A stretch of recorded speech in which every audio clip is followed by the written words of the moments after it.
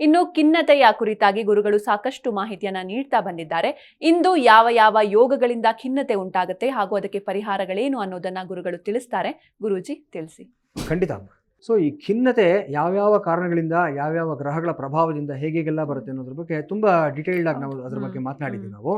So ಇದರಲ್ಲಿ ಬಹುಶಃ ಇದು ಲಾಸ್ಟ್ ಎಪಿಸೋಡ್ ಅಂತ ನಾನು ಹೇಳ್ಬೋದು. ಈ ಸೀರೀಸ್ನಲ್ಲಿ ಕೆಲವೊಂದು ಪರ್ಟಿಕ್ಯುಲರ್ ಯೋಗಗಳಿರುತ್ತೆ ಜಾತಕದಲ್ಲಿ. ಜಾತಕ ಯೋಗಗಳು, ಜ್ಯೋತಿಷ್ಯದಲ್ಲಿ ಹೇಳ್ತಕ್ಕಂಥ ಯೋಗಗಳು ಏನಿರುತ್ತೆ, ಸಾವಿರಾರು ಯೋಗಗಳ ಬಗ್ಗೆ ಪ್ರಸ್ತಾಪವನ್ನು ಮಾಡಿದ್ದಾರೆ ದೊಡ್ಡ ದೊಡ್ಡ ಗ್ರಂಥಗಳಲ್ಲಿ. ಅದು ಭೃಗು ಸಂಹಿತೆ ಆಗ್ಬೋದು, ಪರಾಶರ ಜ್ಯೋತಿಷ್ಯ ಆಗ್ಬೋದು, ಬೃಹತ್ ಜಾತಕಾಖ್ಯ ಆಗ್ಬೋದು, ಈ ಥರ ಗ್ರಂಥಗಳಲ್ಲಿ ಈ ಎಲ್ಲ ವಿಚಾರಗಳ ಬಗ್ಗೆ ಹೇಳಿದ್ದಾರೆ. ಆ ಯೋಗಗಳು ಒಳ್ಳೆಯದು ಆಗಿರುತ್ತೆ, ಕೆಟ್ಟದ್ದು ಆಗಿರುತ್ತೆ. ಕೆಲವೊಂದು ಬಾರಿ ಕೆಟ್ಟ ಯೋಗಗಳಲ್ಲಿ ಮನುಷ್ಯ ಜನ್ಮಿಸಿದ್ದಾದಲ್ಲಿ ಕೆಲವೊಂದು ದುಷ್ಪರಿಣಾಮಗಳಿಗೆ ಆತ ತುತ್ತಾಗತಕ್ಕಂಥ ಸಾಧ್ಯತೆಯೂ ಸಹ ಇರುತ್ತೆ. ಒಂದು ವಿಚಾರ ವೀಕ್ಷಕರು ಗಮನದಲ್ಲಿ ಇಟ್ಕೋಬೇಕಾಗಿರ್ತಕ್ಕಂಥದ್ದು, ನಾನು ಇಂತಹ ಯೋಗದಲ್ಲಿ ಹುಟ್ಟಿದ್ದೀನಿ ಅಂತಂದರೆ ಲೈಫ್ ಲಾಂಗ್ ಆ ಯೋಗ ನಿಮಗೆ ವರ್ಕೌಟ್ ಆಗೋದಿಲ್ಲ.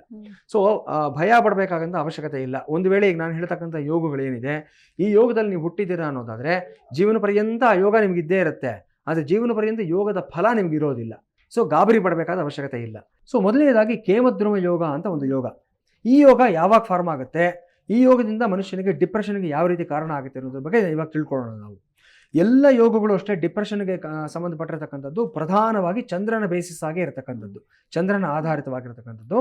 ಸೊ ಒಂದು ವೇಳೆ ಜಾತಕದಲ್ಲಿ ಚಂದ್ರ ವೀಕ್ ಆಗಿದ್ದಾನೆ, ಅಸಹಾಯಕನಾಗಿದ್ದಾನೆ ಅಂದರೆ, ಯಾವಾಗ ಚಂದ್ರ ಅಸಹಾಯಕನಾಗ್ತಾನೆ ಅಂದರೆ ಚಂದ್ರ ಇರತಕ್ಕಂಥ ಮನೆಯಲ್ಲಿ ಜೊತೆಯಲ್ಲಿ ಯಾವುದೇ ಶುಭ ಗ್ರಹಗಳಿಲ್ಲದೆ ಇದ್ದಾಗ, ಚಂದ್ರನ ಹಿಂದೆ ಮುಂದೆ ಯಾವುದೇ ಗ್ರಹಗಳು ಶುಭ ಗ್ರಹಗಳು ಇಲ್ಲದೆ ಇದ್ದಾಗ ಚಂದ್ರ ಅಸಹಾಯಕನಾಗ್ತಾನೆ, ದುರ್ಬಲನಾಗ್ತಾನೆ. ಇಂತಹ ಸಂದರ್ಭಗಳಲ್ಲಿ ಕೇಮದ್ರುಮ ಯೋಗ ಅನ್ನತಕ್ಕಂಥದ್ದು ನಿಮ್ಮ ಜಾತಕದಲ್ಲಿ ಫಾರ್ಮ್ ಆಗ್ತಾ ಹೋಗುತ್ತೆ. ಇದು ಯಾವುದಕ್ಕೆ ದಾರಿ ಮಾಡುತ್ತೆ ಅಂತಂದರೆ, ಮೊಟ್ಟ ಮೊದಲನೇದಾಗಿ ಲೋನ್ಲಿನೆಸ್, ಏಕಾಂಗಿತನ. ಸೊ ಇಂತಹ ವ್ಯಕ್ತಿಗಳಿಗೆ ಏನಾಗುತ್ತೆ ಅಂತಂದರೆ, ಯಾರ ಜೊತೆಲಿ ಹೆಚ್ಚಿಗೆ ಬೆರಿಬೇಕು ಅಂತ ಅನಿಸೋದಿಲ್ಲ, ಸೋಷಿಯಲೈಟ್ಸ್ ಆಗೋದಿಲ್ಲ. ಇವರು ಎಲ್ಲಾದರೂ ಫಂಕ್ಷನ್ ಕರ್ಕೊಂಡು ಹೋದ್ರು ಅಷ್ಟೇ 10 ಜನ ಒಂದು ಕಡೆ ಇದ್ದರೆ ಇವರು ಮಾತ್ರ ಸಪ್ರೇಟಾಗಿ ಕೂತಿರ್ತಾರೆ. ಮಿಂಗಲ್ ಆಗಬೇಕು ಅಂತಲೇ ಅನಿಸೋದಿಲ್ಲ. ಇವರು ಲೈಫ್ ಲಾಂಗ್ ಸಿಂಗಲ್ ಆಗೇ ಉಳ್ಕೊಂಡ್ಬಿಟ್ಟಿರ್ತಾರೆ ಇವರು. ಇಂತಹ ವ್ಯಕ್ತಿಗಳಿಗೆ ಕಾರಣ ಏನು ಅಂತಂದರೆ, ಈ ಮೇಯ್ನಾಗಿ ಕೇಮದ್ರುಮ ಯೋಗದಲ್ಲಿ ಫಾರ್ಮ್ ಆಗಿರ್ತಕ್ಕಂಥ ಒಂದು ಸಮಸ್ಯೆಗಳಾಗಿರುತ್ತೆ. ಸೊ ತುಂಬ ಕೇರ್ಫುಲ್ ಆಗಿರಬೇಕು. ಇಂತಹ ವ್ಯಕ್ತಿಗಳಿಗೆ ಮನಃಕಾರಕನಾದಂಥ ಚಂದ್ರನನ್ನು ಸ್ಟ್ರಾಂಗ್ ಮಾಡೋದಕ್ಕೆ ಪ್ರಯತ್ನಗಳನ್ನು ಮಾಡಬೇಕು. ಯಾವ ರೀತಿಯ ಪ್ರಯತ್ನಗಳನ್ನು, ಪರಿಹಾರಗಳು ಮಾಡಬೇಕು ಅಂದರೆ, ಬಿದಿಗೆ ಚಂದ್ರ ದರ್ಶನದ ಬಗ್ಗೆ ನಾನು ಕಳೆದ ಸಂಚಿಕೆಗಳಲ್ಲಿ ಹೇಳಿದ್ದೀನಿ. ಮೊದಲನೇದಾಗಿ ಬಿದಿಗೆ ದಿವಸ, ಶುಕ್ಲ ಪಕ್ಷದ ಬಿದಿಗೆ ದಿವಸ ಚಂದ್ರನನ್ನು ವೀಕ್ಷಣೆ ಮಾಡೋದನ್ನು ನೀವು ಪ್ರಾಕ್ಟೀಸನ್ನು ಮಾಡ್ಕೋಬೇಕಾಗುತ್ತೆ ನೀವು. ಮುಂದಿನ ಯೋಗ ಗ್ರಹಣ ಯೋಗ ಅಂತ ನಾವು ಹೇಳ್ತೀವಿ. ತುಂಬ ಕಾಮನ್ ಆಗಿರತಕ್ಕಂಥ ಯೋಗ ಇದಾಗಿರುತ್ತೆ. ಗ್ರಹಣದ ಸಮಯದಲ್ಲಿ ಹುಟ್ಟಿರ್ತಕ್ಕಂಥ ವ್ಯಕ್ತಿಗಳಿಗೆ 100% ಈ ಗ್ರಹಣ ಯೋಗ ಅವ್ರ ಜಾತಕದಲ್ಲಿ ಇದ್ದೇ ಇರುತ್ತೆ. ಯಾವಾಗ ಫಾರ್ಮ್ ಆಗುತ್ತೆ ಗ್ರಹಣ ಯೋಗ ಅಂತಂದರೆ, ಚಂದ್ರ ಅಥವಾ ಸೂರ್ಯ ರಾಹು ಅಥವಾ ಕೇತು ಜೊತೆಯಲ್ಲಿ ಕಾಂಬಿನೇಷನಲ್ಲಿ ಬಂದಾಗ. ಸೊ ಅದು ಗ್ರಹಣ ಯೋಗ ಅಂತ ಹೇಳ್ತೀವಿ. ತುಂಬ ಸಿಂಪಲ್ ಆಗಿರುವಂಥದ್ದು, ಎಲ್ರಿಗೂ ಗೊತ್ತಿರೋವಂಥದ್ದೇ ಇದು. ಸೊ ಇದು ಗ್ರಹಣ ದಿವಸನೇ ಆಗಬೇಕು ಅಂತೇನಿಲ್ಲ, ಬೇರೆ ಸಂದರ್ಭಗಳಲ್ಲೂ ಆಗೋ ಸಾಧ್ಯತೆಗಳಿರುತ್ತೆ. ಯಾಕಂದರೆ ಚಂದ್ರ 2.5 ದಿನಗಳಿಗೆ ಒಂದು ಮನೆಯಿಂದ ಮತ್ತೊಂದು ಮನೆಗೆ ಸಂಚಾರ ಮಾಡುವಾಗ ರಾಹು ಕೇತು ಜೊತೆಯಲ್ಲಿ ಪ್ರತಿ 27 ದಿನಗಳಿಗೆ ಒಮ್ಮೆ ಸಂಯೋಗ ಬಂದೇ ಬರುತ್ತೆ. ಸೂರ್ಯನಿಗೂ ಅಷ್ಟೇ 30 ದಿನಗಳಿಗೆ ಒಮ್ಮೆ ರಾಹು ಜೊತೆಯಲ್ಲಾಗಲಿ ಅಥವಾ ಕೇತು ಜೊತೆಯಲ್ಲಾಗಲಿ ವರ್ಷಕ್ಕೆ ಒಮ್ಮೆ ಒಂದು ಸಂಯೋಗ ಬರುವಂಥ ಒಂದು ಸಾಧ್ಯತೆಗಳಿರುತ್ತೆ. ಸೂರ್ಯ ಚಂದ್ರ ಇಬ್ಬರೂ ಸಹ ಜಾತಕದಲ್ಲಿ ರಾಹು ಅಥವಾ ಕೇತು ಜೊತೆಯಲ್ಲಿ ಯುತಿಯನ್ನು ಹೊಂದಿದಾಗ ಈ ಗ್ರಹಣ ಯೋಗ ಅನ್ನೋದು ಇನ್ನಷ್ಟು ಸ್ಟ್ರಾಂಗ್ ಆಗ್ತಾ ಹೋಗುತ್ತೆ. ಸೊ ಇಂತಹ ವ್ಯಕ್ತಿಗಳಿಗೆ ಏನು ಮಾಡಬೇಕು ಅಂತಂದರೆ, ಮೊದಲನೇದಾಗಿ ಇವರಿಗೆ ಲೈಫಲ್ಲಿ ಯಾರಾದರೂ ಒಬ್ಬರು ಮೆಂಟರ್ ಇರಲೇಬೇಕಾಗುತ್ತೆ. ಒಂದು ವಯಸ್ಸಿನಲ್ಲಿ ತಂದೆ ಕಾಪಾಡಬೇಕು, ಮತ್ತೊಂದು ವಯಸ್ಸಿನಲ್ಲಿ ಸಹೋದರ ಕಾಪಾಡಬೇಕು, ಮತ್ತೊಂದು ವಯಸ್ಸಿನಲ್ಲಿ ಇವರ ಸಂಗಾತಿಯವ್ರನ್ನ ನೋಡ್ಕೋಬೇಕಾಗುತ್ತೆ, ಮತ್ತೊಂದು ವಯಸ್ಸಿನಲ್ಲಿ ಇವರ ಮಕ್ಕಳು ಇವ್ರನ್ನ ನೋಡ್ಕೊಳ್ತಾ ಇರಬೇಕಾಗುತ್ತೆ. ಸೊ ಇವರು ಏಕಾಂಗಿಯಾಗಿ ಏನನ್ನು ಸಾಧನೆ ಮಾಡೋದಕ್ಕೆ ತುಂಬ ಹಿಂಜರಿತಾ ಇರ್ತಾರೆ. ಒಂದು ಸಪೋರ್ಟ್ ಸಿಸ್ಟಮ್ನ ಸದಾ ಕಾಲ ಎಕ್ಸ್ಪೆಕ್ಟ್ ಮಾಡ್ತಾ ಇರ್ತಾರೆ ಇಂತಹ ವ್ಯಕ್ತಿಗಳು. ಸೊ ಇವ್ರುಗಳಿಗೆ ಈ ಗ್ರಹಣ ದೋಷದಿಂದ ಹೊರಗಡೆ ಕರ್ಕೊಂಡ್ಬರಬೇಕು ಅಂತಂದರೆ, ಮೊದಲನೇದಾಗಿ ಕೆಲವು ಜಾತಕವನ್ನು ಸಂಪೂರ್ಣವಾಗಿ ಪರಿಶೀಲನೆ ಮಾಡಿ ಕೆಲವು ವಿಶೇಷವಾದ ಶಾಂತಿಗಳನ್ನು ಮಾಡಿಸಬೇಕಾಗುತ್ತೆ. ಅಮಾವಾಸ್ಯ ಶಾಂತಿ, ಸಿನಿವಾಲಿ ಶಾಂತಿ, ಕುಹು ಶಾಂತಿ, ಈ ರೀತಿಯಾದ ಕೆಲವು ಶಾಂತಿಗಳಿರುತ್ತೆ. ಇದನ್ನು ಜಾತಕ ನೋಡಿ ಇಂಡಿವಿಜುವಲ್ ಆಗಿ ಮಾತ್ರ ನಾವು ಹೇಳಬೇಕಾಗುತ್ತೆ.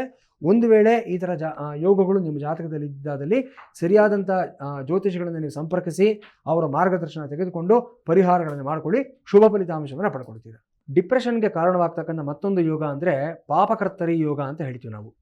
ಸೊ ಈ ಪಾಪಕರ್ತರಿ ಯೋಗ ಯಾವಾಗ ಜಾತಕದಲ್ಲಿ ಫಾರ್ಮ್ ಆಗುತ್ತೆ ಅಂತಂದರೆ, ಚಂದ್ರ ಆಗಲಿ ಬುಧ ಆಗಲಿ ಪಾಪಗ್ರಹಗಳ ಜೊತೆಯಲ್ಲಿ ಸೇರಿಕೊಂಡಾಗ, ಪರ್ಟಿಕ್ಯುಲರ್ಲಿ ಶನಿ ಅಥವಾ ಕುಜನ ಜೊತೆಯಲ್ಲಿ ಸಂಯೋಗ ಬಂದಾಗ ಈ ಪಾಪಗ್ರಹ ಯೋಗ ಅನ್ನತಕ್ಕಂಥದ್ದು ಬರುತ್ತೆ. ಸೊ ಇದು ಎಲ್ಲಿಗೆ ಲೀಡ್ ಆಗುತ್ತೆ, ಯಾವ ರೀತಿಯಾದಂಥ ಒಂದು ಸಮಸ್ಯೆಗಳನ್ನು ಒಡ್ಡುತ್ತೆ ಅನ್ನೋದಾದರೆ, ಮೆಂಟಲ್ ಸಫೋಕೇಶನ್ ಆಗೋಗುತ್ತೆ ಇವರಿಗೆ.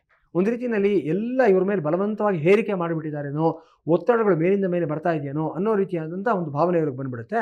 ಇವ್ರಿಗೆ ಒಟ್ಟೊಟ್ಟಿಗೆ 2-3 ಕೆಲಸ ಹೇಳಿಬಿಟ್ರೆ ಕುಗ್ಗಿ ಹೋಗ್ತಾರೆ, ಇವರು ಮಾಡೋದಕ್ಕಾಗೋದಿಲ್ಲ.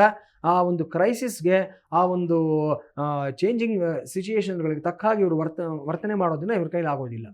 ಇಂಥ ವ್ಯಕ್ತಿಗಳಿಗೆ ಜಾತಕವನ್ನು ಪರಿಶೀಲನೆ ಮಾಡಿ ಚಂದ್ರ ಮತ್ತು ಬುಧ ರಿಲೇಟೆಡ್ ಆಗಿರ್ತಕ್ಕಂಥ ಸರಿಯಾದ ಪರಿಹಾರಗಳನ್ನು ಮಾಡಿಸ್ಬೇಕಾಗತ್ತೆ.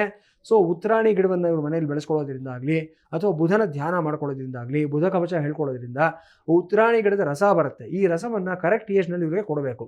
ಅದನ್ನು ಸರಿಯಾದ ವೈದ್ಯರ ಮಾರ್ಗದರ್ಶನದಿಂದ ಕೊಡೋದ್ರಿಂದ ವಿಶೇಷವಾದ ಬದಲಾವಣೆ ಆಗುವಂಥ ಒಂದು ಸಾಧ್ಯತೆಗಳಿರುತ್ತೆ. ಈ ರೀತಿ ಹಲವಾರು ಪರಿವರ್ತನೆಗಳನ್ನು ಇವರು ಮಾಡ್ಕೋಬೇಕಾಗುತ್ತೆ. ಕೊನೆಯದಾಗಿ ಒಂದು ಯೋಗ ಇರುತ್ತೆ, ಶಕಟ ಯೋಗ ಅಂತ ಹೇಳ್ತೀವಿ ನಾವು. ಈ ಯೋಗದಿಂದ ಅಷ್ಟೇ ಡಿಪ್ರೆಷನ್ ಫಾರ್ಮ್ ಆಗ್ತಕ್ಕಂಥ ಎಲ್ಲ ಸಾಧ್ಯತೆಗಳು ಸಹ ಇರುತ್ತೆ. ಯಾವಾಗ ಶಕಟ ಯೋಗ ಜಾತಕದಲ್ಲಿ ಫಾರ್ಮ್ ಆಗುತ್ತೆ ಅಂತಂದರೆ, ಗುರುವಿಂದ ಚಂದ್ರ 6ನೇ ಮನೆಯಲ್ಲಾಗಲಿ, 8ನೇ ಮನೆಯಲ್ಲಾಗಲಿ, 12ನೇ ಮನೆಯಲ್ಲಾಗಲಿ ಇದ್ದಾದಂಥ ಸಂದರ್ಭದಲ್ಲಿ ಇದನ್ನು ಶಕಟ ಯೋಗ ಅಂತ ಕರಿತೀವಿ ನಾವು. ಇದು ಎಲ್ಲಿಗೆ ಲೀಡ್ ಆಗುತ್ತೆ ಅಂತಂದರೆ, ಇಂಥವ್ರಿಗೆ ಎಮೋಷನಲ್ ಗೈಡೆನ್ಸ್ ಅನ್ನೋದು ಇರೋದಿಲ್ಲ. ತುಂಬ ವೀಕ್ ಆಗಿರ್ತಾರೆ, ಎಮೋಷನಲ್ ಆಗಿ ಬಹಳ ವೀಕ್ ಆಗಿರ್ತಕ್ಕಂಥದ್ದು. ಜೊತೆಗೆ ಇದು ಯಾವುದಕ್ಕೆ ದಾರಿ ಮಾಡ್ತಾ ಹೋಗುತ್ತೆ ಅಂದರೆ ಮೂಡ್ ಇನ್ಸ್ಟೆಬಿಲಿಟಿ ಅಂತ ಹೇಳ್ತೀವಿ. 1 ನಿಮಿಷ ಇದ್ದಾಗ ಮತ್ತೊಂದು ನಿಮಿಷ ಇರೋದಿಲ್ಲ ಇವರು. ಸೊ ಬೆಳಿಗ್ಗೆ ಒಂದು ರೀತಿ ವರ್ತನೆ ಮಾಡ್ತಾರೆ, ಅರ್ಧ ಗಂಟೆ ಆದಮೇಲೆ ಹೋಗಿ ನೋಡಿದ್ರೆ ಮತ್ತೊಂದು ಥರ ತುಂಬ ವೈಲೆಂಟಾಗಿ ವರ್ತನೆ ಮಾಡುವಂಥ ಸಾಧ್ಯತೆಗಳಿರುತ್ತೆ. ಇಂಥ ವ್ಯಕ್ತಿಗಳು ಈ ಥರದ ಯೋಗಗಳಲ್ಲಿ ಜನ್ಮಿಸಿರ್ತಕ್ಕಂಥ ವ್ಯಕ್ತಿಗಳನ್ನ, ಜಾತಕಗಳನ್ನು ತುಂಬ ಕೂಲಂಕುಷವಾಗಿ ನಾವು ಅಧ್ಯಯನ ಮಾಡಿ ನಂತರವೇ ಪರಿಹಾರ ಹೇಳಬೇಕಾಗತ್ತೆ. ಸೊ ಯಾರಾದರೂ ಈ ಥರ ಸಮಸ್ಯೆಗಳಿದ್ದಂಥವರು ಕಸ್ಟಮೈಸ್ಡ್ ಆಗಿ ಒಂದು ಇಂಡಿವಿಜುವಲ್ ಕನ್ಸಲ್ಟೇಷನ್ಸ್ಗೆ ಬನ್ನಿ, ನಿಶ್ಚಯವಾಗಿ ಇದಕ್ಕೆ ಪರಿಹಾರಗಳನ್ನು ಕೊಡ್ಬೋದು ನಾವು.